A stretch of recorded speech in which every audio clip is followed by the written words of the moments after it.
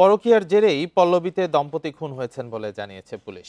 বুধবার দুপুর 1:30টার দিকে একটি ভবনের পঞ্চম তলায় এ হত্যাকাণ্ড ঘটে। নিহতরা হলেন দোলনা আক্তার দোলা ও তার স্বামী নাজমুল হাসান পাপ্পু।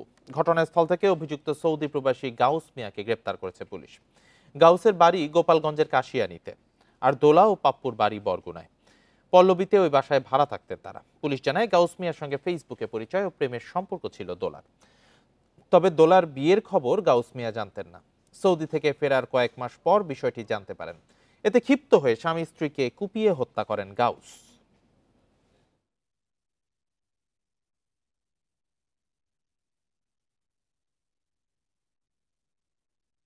এই মেয়েটার সাথে এই ছেলেটার যে গাউস এর পরকীয়া প্রেম ছিলেন।